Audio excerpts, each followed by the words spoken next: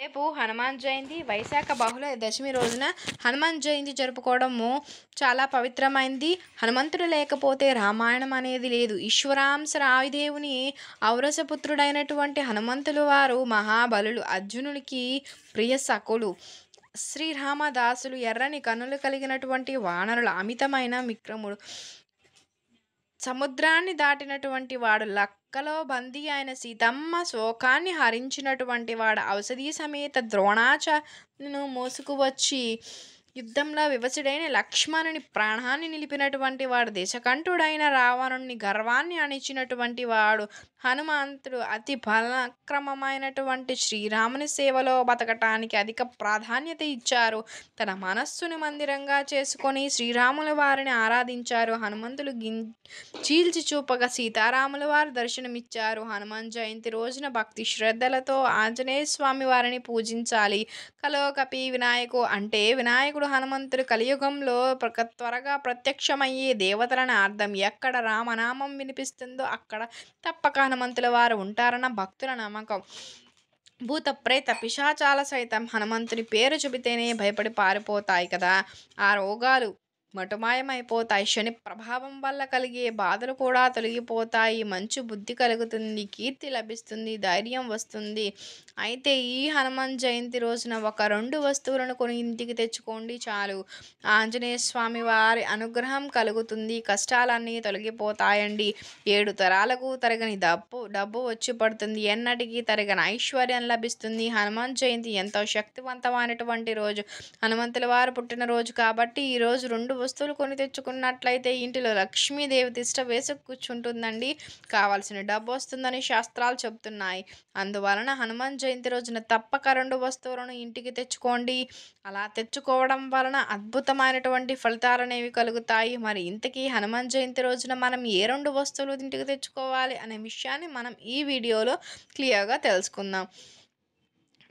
హనుమాన్ జయంతి రోజున ప్రత్యేకంగా 2 వస్తువులు కొని తెచ్చుకుంటే ఆంజనేయ స్వామి వారి అనుగ్రహం అనేది కలిగి 7 తరాలకు తరగానే ఐశ్వర్యం అనేది లభిస్తుందని శాస్త్రాలు చెప్తున్నాయి. మరి ఆ వస్తువులలో మొదటి వస్తువు లవంగాలండి. అవును, హనుమాన్ జయంతి రోజున ఏ సమయంలో అయినా సరే కొన్ని లవంగాలను కొని తెచ్చుకోండి, ఇంటికి చాలా మంచి జరుగుతుంది. విడిగా లవంగాలను కొని తెచ్చుకోవచ్చు, లేక లవంగాల ప్యాకెట్ను కానీ సరే కొని తెచ్చుకోవచ్చండి. లవంగాలంటే ఆంజనేయ స్వామి వారికి చాలా ఇష్టం.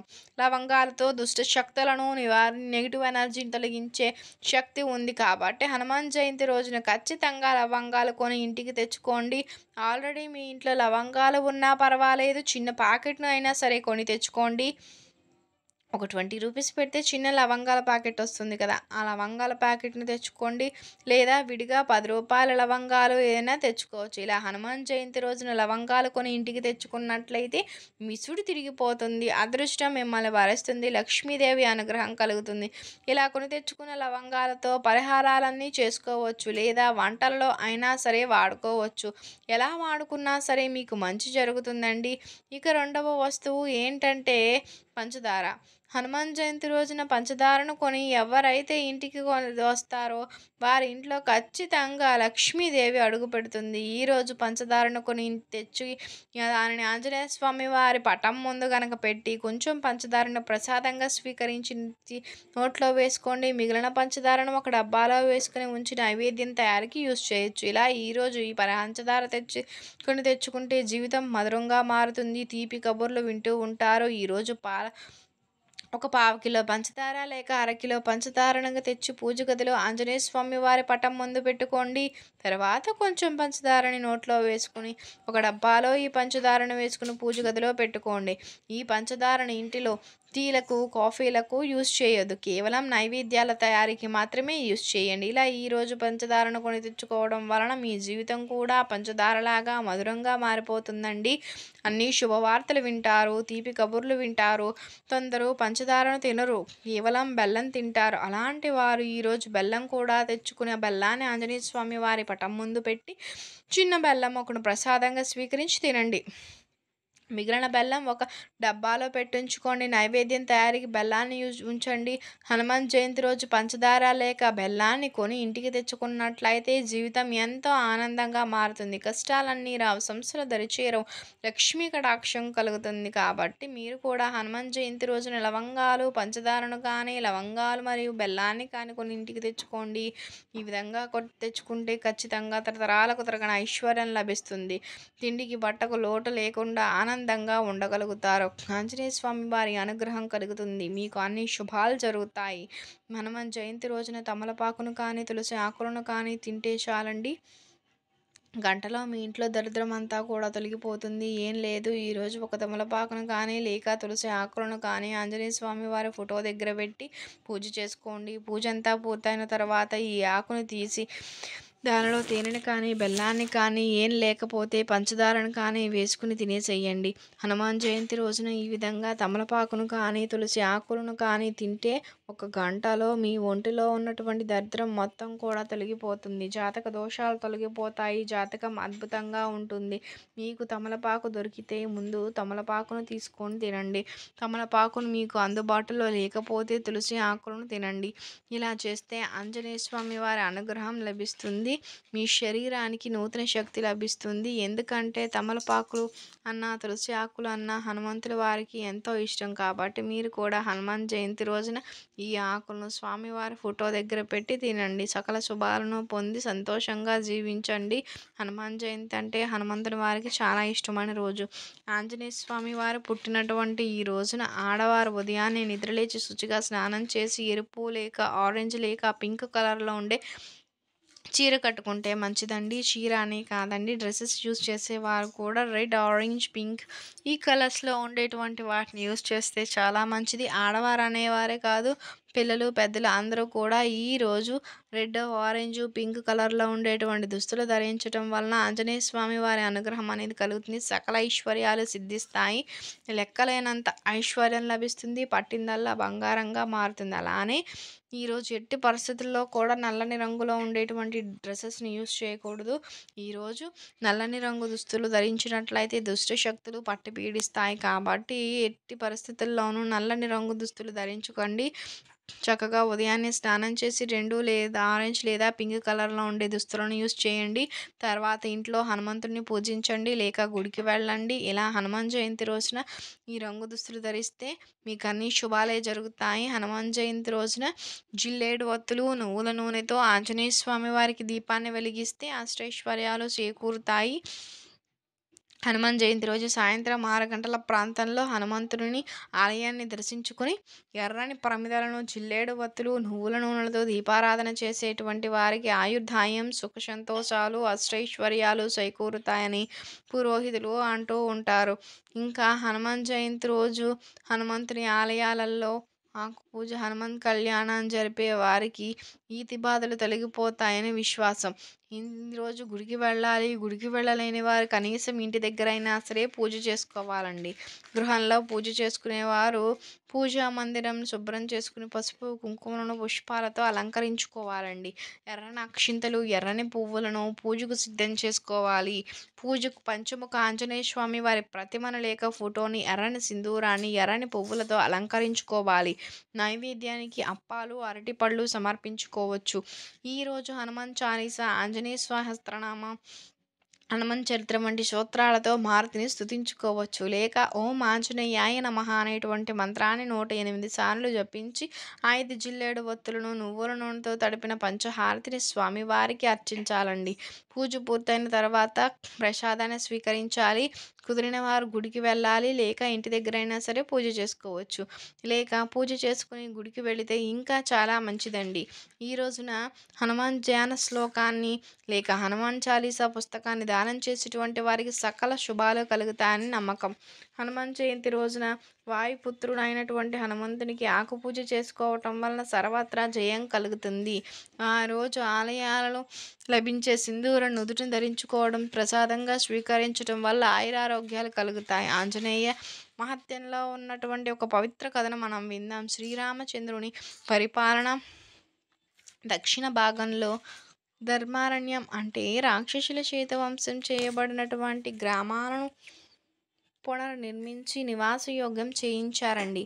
ఆ గ్రామాలకు దాని ప్రధాన కేంద్రంగా చేస్తారు. అక్కడ వేద వైద్యులు, సత్కర్మలు ఆచరించే పండితులు, జ్ఞాననిష్ఠులు అనేక మంది ఉండేటువంటి వారు. వారు రామనుడి దానికి ధర్మకర్తగా ఆంజనేయ స్వామి వారిని నియమిస్తారు. శ్రీరాముల తరపున హనుమంతుల వారు వారిని చక్కగా కాపాడుతూ ఉండేవారు. ప్రజలందరికీ కూడా మంచి రక్షణ కలిగించే వారు. కలి ప్రవేశించే వరకు కూడా అక్కడ ఎలాంటి ఉపద్రవాలు లేవు. గొప్ప ధర్మ వ్యవస్థను ఏర్పాటు చేసుకొని దానిని దినదినాభివృద్ధికి కృషి చేశారు. కలికాలం ప్రవేశించగానే దాని పరిపాలనాన్ని ఆంజనేయ స్వామి వారు అక్కడి వరకే వదిలి గంధమాదన పర్వతం చేరి శ్రీరాముని పైన ధ్యానం చేస్తూ గడుపుతూ ఉండేవారు. కలియుగంలో కన్యాకుబ్జ అనేటువంటి ఒక పట్టణాన్ని అనంతుడు అనేటువంటి ఒక రాజు పరిపాలిస్తూ ఉండేవాడు. అతనికి మాయ అనేటువంటి భార్య ఉండేది. వారికి అనే కూతురు ఉండేది. ఆమెను అల్లారముద్దుగా పెంచుకుంటూ సర్వ విద్య విశారదను చేసేవాడు. ఆమెకు పెళ్ళిడొచ్చింది. వర అన్వేషణ చేస్తూ ఉండేవారు వీరి పురోహితులు, ధర్మసకులు. ఆయన రోజు పురాణ శ్రవణం చేస్తూ రాజుకు చాలా సంతోషాన్ని కలిగిస్తూ ఉండేవారు. ఒకరోజు ఆ పురోహితులు రాజుతో మహాత్మా కలి ప్రవేశించింది, కల్మషం అంతటా వ్యాపించింది అని చెబుతారు. రాజు కలికల్మషం అంటే ఏమిటి అని చెప్పి అడుగుతారు. దానికి అర్థం అసత్య ప్రచారం అని చెప్పి, కలికాలంలో అబద్ధాలు చెప్పేవారు, వేదాన్ని దూషించేవారు, హింసను పెంచేవారు, ధర్మాన్ని వదిలేసి అర్ధకామాలను మాత్రమే ఆశ్రయించేవారు ఎక్కువైపోతూ ఉంటారు. విశ్వాసహీనులు, కామపారాయణులు, దైవ చింతన లేనివారు, దాంభికులు, వేషధారణకులు, పాసాంగుతులు, ప్రజా వంచకులు, అసూయ పరులు పెరిగిపోతూ ఉంటారు. వీటి వలన అధర్మాలన్నీ కూడా రాజుకు చక్రమిస్తాయి. నేను ధర్మపరులు కాబట్టి భారాన్ని దేవుని మీద వేయండి, మన చిరంజీవికి మంచి వరునితో వివాహం అవుతుంది అని చెప్పేవారు. కొంతకాలానికి బ్రహ్మ వర్తమానాన్ని పాలించే కుంభినీపాలుడు అనేటువంటి రాజుకు రత్న కంకణం ఇచ్చి చేస్తారు. కుంభినీపాలుడు భార్యతో కలిసి ధర్మారణ్యానికి వెళ్ళి అక్కడ తన రాజ్యాన్ని స్థాపిస్తారు. కుంభినీ పాలకులు తనంగా వేద మార్గానికి దూరమై జైన మతాన్ని చేస్తారు. అప్పటిదాకా బ్రాహ్మణులు వేద విద్యా వ్యాప్తికి, సత్కర్మాచరణకు, యజ్ఞ యాగాదులకు, అగ్రహాలన్నిటికీ కూడా లాగేసుకుంటాడు. అక్కడ అధికారులుగా నియమిస్తారు. వారు యజ్ఞ యాగాదులు చేసేటువంటి వారిని హింసించి శిక్షించేవారు. జైనుల వేధింపు విపరీతమై వారికి ఏమీ తోచలేదు. దుష్టులకు రాజ్యబలం తోడయింది. భరించలేక అందరూ కన్యాకుబ్జరాజు అయినటువంటి స్నేహితుడు రాజు దగ్గరకు తన గోడు విన్నవించుకునేందుకు వెళ్ళాడు. తాను అతి ప్రాచీన కాలం నుంచి ఉన్నానని, త్రేతాయుగంలో శ్రీరాముడు మహోదరంతో పాటు మరికొన్ని అగ్రహారాలు తమకు ఇచ్చారని, తమ అల్లుడు కుంభిపాలుడు దుర్మార్గంగా వాటిని లాగేసుకొని హింసిస్తూ ఉన్నారని, దేవతారాధన యజ్ఞ యాగాదులను నిషేధించారని, పూర్వ జీవితం కొనసాగించడానికి దుర్భరంగా ఉంది అని చెప్పి మళ్ళీ తమ దైవకార్య నిర్వహణకు, తన వృత్తులను కొనసాగించుకోవడానికి వెంటనే చర్య తీసుకోవాలని విన్నవించుకుంటారు. రాజు వారంతా చెప్పింది సావధానంగా అనిపించలేదు. అల్లుడు కుంభిపాలుడికి కబురు చేసి లాక్కున్న భూములన్నింటినీ కూడా బ్రాహ్మణులకు ఇచ్చి వేద విద్యకు ఆటంకం కలిగించవద్దని హితవు చెప్పి రాజపత్రం ఇచ్చి వారిని పంపించేస్తారు. వారందరూ కూడా కుంభినీపాలుడికి రాజపత్రాన్ని ఇస్తారు. ఇది అల్లుడికి కోపం తెప్పించింది. దాంతో ఆయనకు నీకు ఏ రాముడు ఇచ్చాడో ఏ రాముణ్ణి రమ్మనండి, ఆయనతో పాటు తోక వాడిని కూడా తీసుకొని రండి, అప్పుడు ఆయన చెప్పింది విని తగినట్లుగా చేస్తాము అని చెప్పి భీష్మించు కూర్చుంటారు.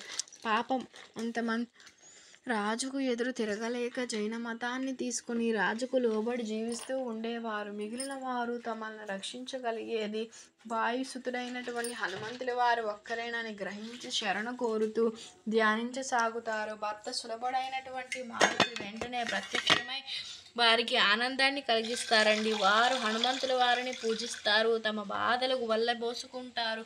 వారిని రక్షించాలన్న ఉద్దేశంతో మనసు కరిగి తన ఎడమ బాహువు నుంచి ఒక వెంట్రుకను, కుడి చేతి నుంచి ఇంకొక రోమాన్ని తీసి ఒక బూర్పర పత్రంతో భద్రంగా ఉంచి దాన్ని బ్రాహ్మణులకు ఇచ్చి రాజు దగ్గరకు వెళ్ళి తమ భూములను ఇవ్వమని అడగమని చెప్పి పంపించేస్తారు.